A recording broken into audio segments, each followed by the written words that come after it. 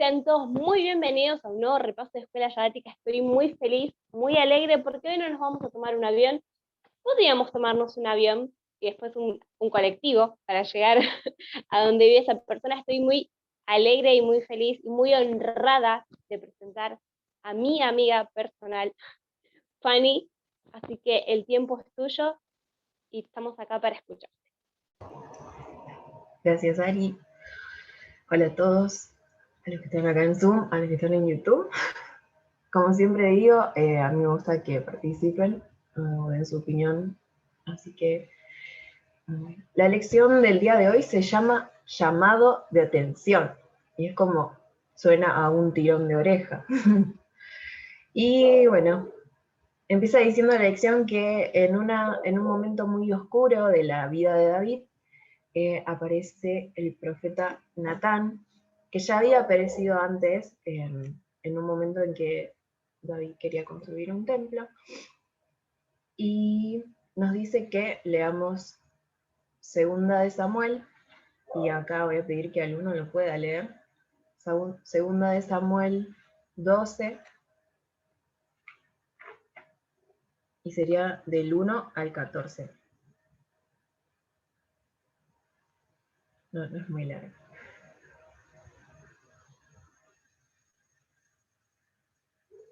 Que lo tenga, lo lee. Lo leo, dice, del 1 al 14. Dice, Sí. entonces el Señor envió a Natán ante David y al llegar le dijo, había dos hombres en una ciudad, uno rico y el otro pobre. El rico tenía numerosas ovejas y vacas, pero el pobre tenía tan solo una cordera que había comprado y criado. Había crecido con él y con sus hijos, comía de su bocado, bebía de su vaso y dormía en su seno. La tenía como una hija. Un viajero llegó un día a la casa del hombre rico, y él no quiso tomar de sus ovejas ni de sus vacas para dar de comer al viajero que lo visitaba, sino que tomó a la oveja de aquel hombre pobre y la aderezó para su huésped. Entonces se encendió el furor de David de gran manera contra aquel hombre y dijo a Natán, vive el Señor, que ese hombre es digno de muerte y debe pagar la cordera con cuatro tantos, porque hizo tal cosa y no tuvo compasión. Entonces replicó Natán a David, tú eres ese hombre. Así dice el Señor, Dios de Israel, yo te ungí por rey de Israel y te libré de la mano de Saúl. Te di la casa de tu Señor y las mujeres de tu Señor en tu seno. Además te di la casa de Israel y de Judá. Y si esto no fuera poco, te añadiría mucho más. ¿Por qué pues tuviste en poco la palabra del Señor y cometiste lo malo ante sus ojos? A Urías hitita heriste de espada y tomaste a su esposa para que fuera tuya, y a él lo mataste con espada a los amonitas. Por eso la espada no se apartará jamás de tu casa, por cuanto me menospreciaste y tomaste la esposa de Urías hitita para ti. Así dice el Señor, yo levanté el mal en tu misma casa. Tomaré tus mujeres ante sus ojos y las daré a tu prójimo, que yacerá con ellas a la vista del sol. Y lo que tú hiciste en secreto, yo haré esto ante todo Israel y ante el sol. Entonces dijo David a Israel, pequé contra el Señor. Y Natán respondió a David, también el Señor ha perdonado tu pecado, no morirás. Pero por cuanto pero por cuanto con esta acción hiciste blasfemar a los enemigos del Señor, el hijo que te ha nacido morirá. Gracias, Ari.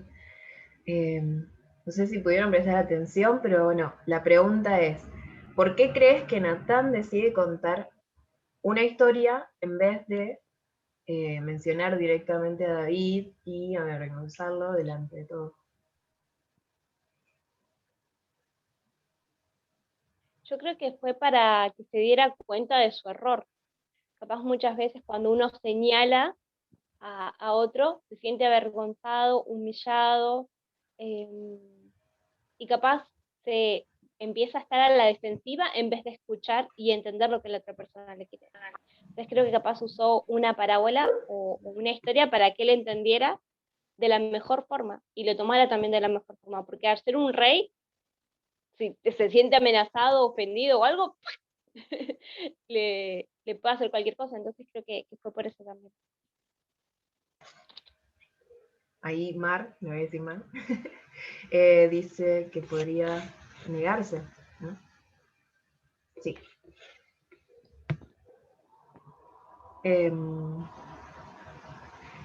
No sé, en este caso siento que Natán fue astuto, de cierta forma, porque... Ah, perdón.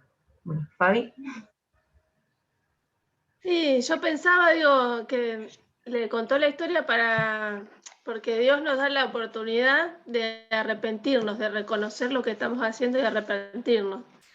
Yo me imagino que debe ser por eso, porque nos suele pasar a nosotros que cuando hacemos las cosas mal, no reconocemos, no podemos tomar esa decisión de decir, bueno, reconocer el error, el pecado, porque la única manera que podemos llegar a Dios es de esa manera, reconociendo el error, pidiendo perdón, arrepintiéndonos y bueno, y hacer bueno, ese proceso que necesitamos en nuestra vida.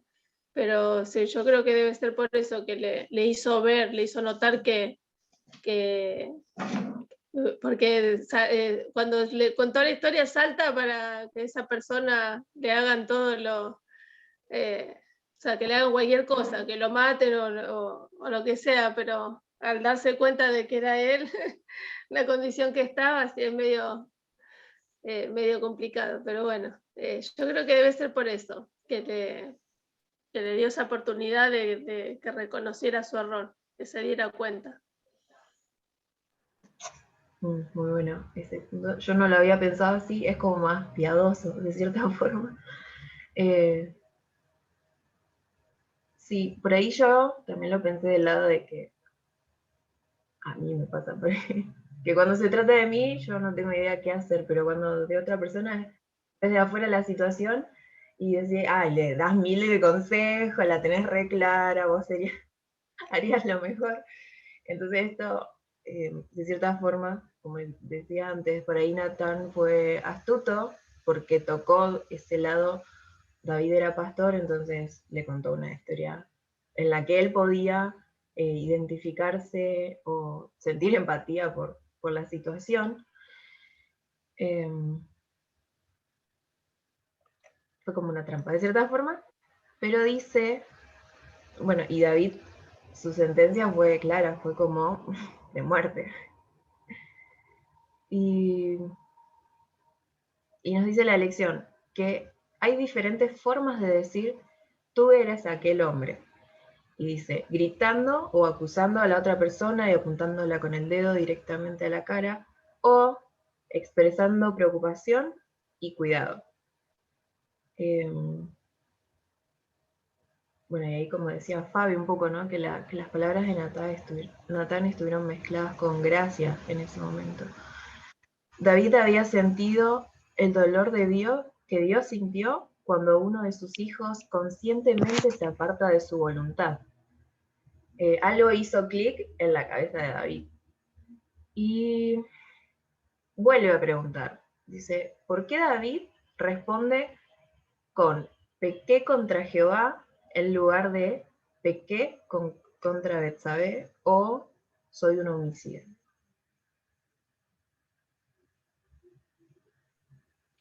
Porque más allá de que claramente pecó contra Betsabé y claramente es una obesidad, cuando uno le hace algo a otra persona, se lo está haciendo a Dios.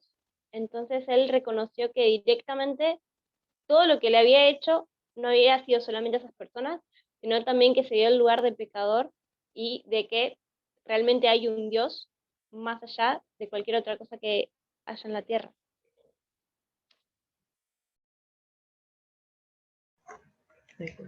Gracias, Dani. ¿Alguien más quiere agregar algo?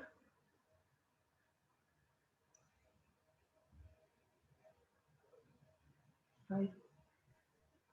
Sí, justamente lo que decía Ari es para tener en cuenta de que nosotros cada cosa que hacemos la hacemos en contra de Dios y las cosas que nos hacen a nosotros también es en contra de Dios. para que nosotros no tomemos venganza o tomemos determinaciones que les corresponden a Dios.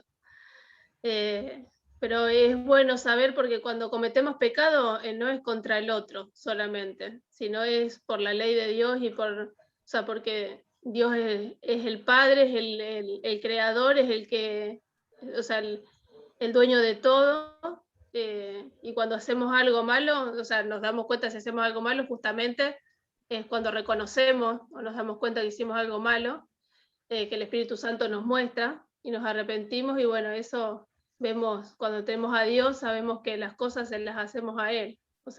La desobediencia es en contra de Él. Y si, estamos de un lado o del otro, o estamos a favor de Dios o a favor del enemigo. Entonces, cuando hacemos algo, se lo hacemos directamente a Él.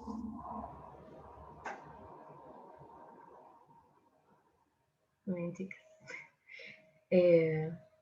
Bueno, la lección dice que el pecado que inquieta nuestro corazón, que nos hacemos daño a nosotros mismos, acarreamos deshonra a nuestra familia o iglesia, y en última instancia hacemos daño a Dios. Y clavamos otro clavo en el áspero madero que apunta al cielo en el Gólgota. El reproche del profeta conmovió el corazón de David. Se despertó su conciencia y su culpa le apareció en toda su enormidad. Su alma se postró en penitencia ante Dios. Con labios temblorosos exclamó: pequé contra Jehová. Todo daño o agravio que se haga a otros que extiendan del injuriado hacia Dios. Que se extiende del injuriado hacia Dios. David había cometido un grave pecado contra Urías y Betsabé, y se daba perfecta cuenta de su gran transgresión, pero mucho más grave era su pecado contra Dios. Y bueno, el título de hoy se llamaba Llamado de Atención. Siempre termina con una pregunta, pero hoy por lo menos acá no la tengo. Yo me preguntaba cuál sería mi llamado de atención hoy en día. Y cada uno de nosotros que nos podamos preguntar eso. No sé si alguien tiene algo más para agregar, si no, oramos. Qué buena pregunta con la que terminaste, muy retórica, y para hacer introspección el día de hoy. ¿Cuál es nuestro llamado de atención? Lo que quería decir como último era la última frase que hice, pero mucho más grave era su pecado contra Dios. Como ustedes saben, o como nosotros sabemos, el líder más religioso que manejaba la espiritualidad del pueblo en el tiempo de Israel antiguo era el rey. Si el rey estaba bien espiritualmente, el pueblo estaba bien espiritualmente. Entonces, más allá de cualquier acto horrible que pudo cometer David en este momento, también les iba a afectar al pueblo. Porque si realmente el rey, que era el rey, no hacía caso a Dios, ¿qué quedaba para los demás? ¿No? Y creo que esto también es importante para vernos nosotros. Si nosotros, siendo cristianos, no hacemos caso a Dios, ¿qué ejemplo le estamos dando a la gente que no es cristiana? Ese podría ser nuestro llamado de atención, y hay un montón de cosas también que se pueden analizar, pero más personalmente, y que cada uno sabe. Ahí Fabi, sí que levanta la mano. Sí, yo creo que el llamado de atención es justamente un acto de amor que Dios tiene para que nosotros reconozcamos el error y que volvamos a Él. Porque para mí es maravilloso ver de que el pecado, uno dice, no, uno no llegó a tanto.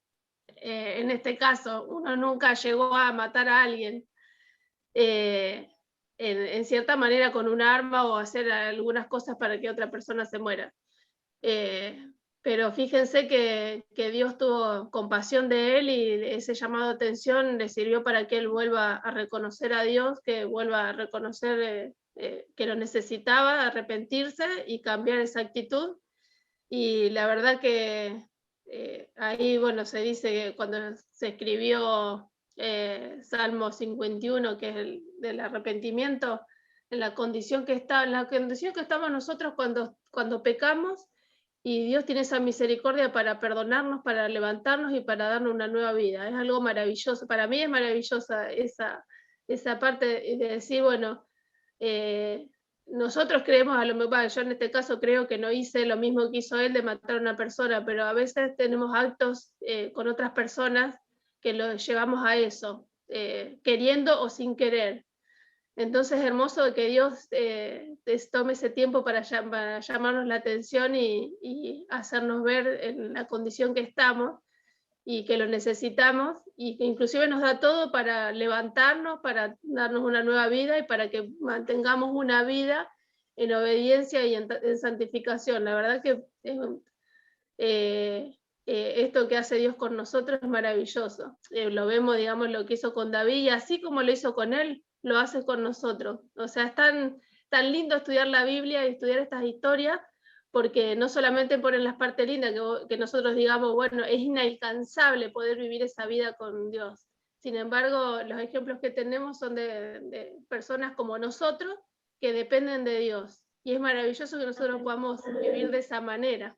Así que, bueno, eso me gusta a mí de la lección. Amén. Gracias, Fabi. Qué importante todo lo que dijiste. Que a veces podemos matar con las palabras. ¿Cuántas veces nos han dicho cosas que nos han hecho sentir muy mal? O nosotros decimos cosas que hacemos sentir muy mal a las otras personas. Entonces creo que capaz no necesitamos una espada para hacer daño. Así que gracias por eso, y también el hecho de que decías que en la Biblia está todo. Está un rey, antes de ser rey David, que tenía esa fe, que movía montañas, y también te muestra cuando cae y hace desastre. Y eso también nos sirve a nosotros, porque a veces estamos muy bien espiritualmente y a veces caemos en pozos que creemos que nadie nos puede sacar, y ahí se ve la mano de Dios, que Él es el único que nos puede levantar en ese pozo cenagoso que nosotros mismos nos metemos. No sé si alguien más tiene algo para opinar.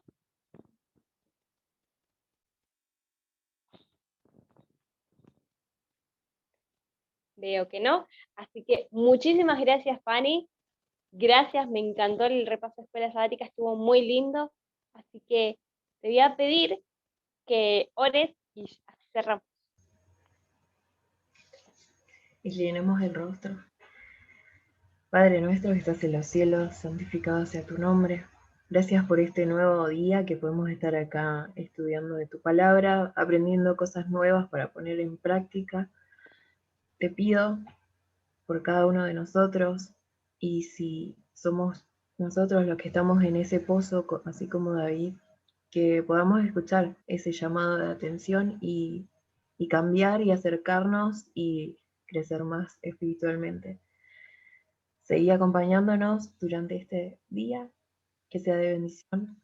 En el nombre de Jesús, amén. Muchísimas gracias, Fanny, muchísimas gracias a todos los que están participando, y también muchísimas gracias a los que van a estar viendo este video por YouTube.